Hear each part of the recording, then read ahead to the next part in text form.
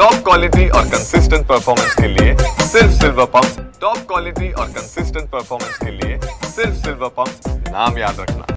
भाजपचे प्रदेश प्रवक्ते अजय पाठक सर आपल्या सोबत आहे। सर, आपको धमकी आई है, नागपुर हिंसाचार की बात आपने टीवी डिबेट में रखी, उसके बाद धमकी आई, क्या मामला है? मैं नागपुर का जो प्रॉब्लम चल रहा था उसको लेकर के मैं टीवी डिबेट में डेली जाता हूँ।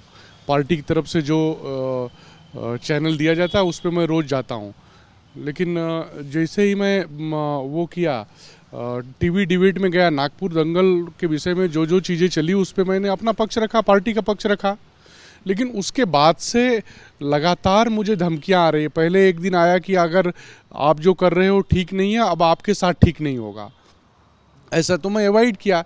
फिर दोबारा आया, फिर तिबारा आया, तो मैं जाकर के पुलिस को कंप्लेन किया हूँ और पुलिस से मैंने ये कहा है कि उसका सीडीआर वगैरह सब निकालिए और क्यों इस तरह से आ रहा है, ये कौन लोग हैं जो बार बार धमकी दे रहे हैं, कौन सा प्रेशर बनाना चाह रहे हैं, आखिर इनकी मंशा क्या है, क्या कहना चाह रहे हैं, क्यों इस तरह से करना चाह रहे हैं।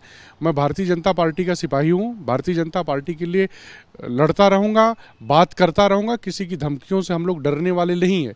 लेकिन जो भी एक प्रोसेस होता है मैं पुलिस को दे करके आया हूँ और पुलिस इंक्वायरी करके बताएगी कि इसमें क्या है क्या नहीं है।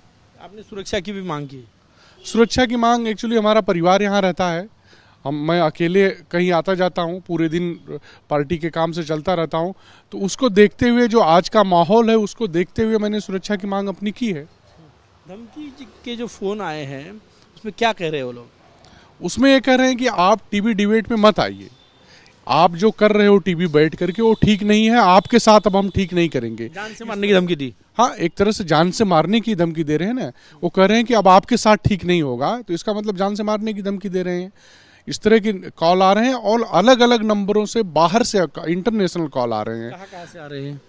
इसके पहले मुझे जो कॉल, सबसे पहला जो कॉल आया था उस पे +1 लिख के आ रहा था, बेंगलोर लिख के आ रहा था, मोहम्मद करके कोई आ रहा था उस पे। और उसके बाद जो कॉल आया मुझे वो 9+97 से, मतलब वो यूएई का या सीरिया का कहाँ का नंबर है, पुलिस वेरिफिकेशन करेगी, बट है इंटरनेशनल कॉल। वो कॉल मुझे 2 बार आ चुका है। अभी सुरक्षा दी गई आपको? नहीं, अभी सुरक्षा दी नहीं गई है, पुलिस अपना काम कर रही है। पुलिस ने बोला कि अभी एक आध दिन मुझे समय दीजिए, और पुलिस अपनी जांच इंक्वायरी कर रही है, उसमें जो होगा देखा जाएगा आगे। आप मुख्यमंत्री जी से भी मिलने वाले हैं? मैं मिलने वाला हूँ मुख्यमंत्री जी से भी मिलने वाला हूँ, क्योंकि हमारे मुख्यमंत्री जी गृह मंत्री हैं, तो नेचुरल सी चीज़ है कि उनसे मैं मिलूंगा, मिल करके अपनी बातें कहूँगा कि मुझे इस तरह से चीज़ें हो रही है। अब इस पर सरकार अपना जो कदम उठाना होगा उठाएगी। धमकी उसे डर लग रहा है, स्वाभाविक है, जो जिस तरह से बाहर से धमकी आ रही है।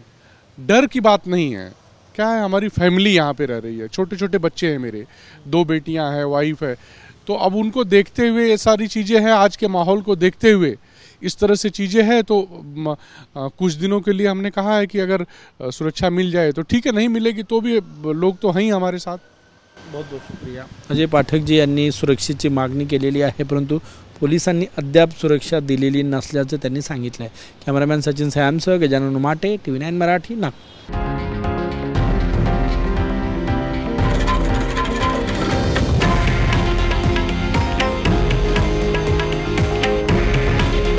हे आहे देशातील नंबर 1 न्यूज नेटवर्क आणि आपण पाहत आहात TV9 मराठी।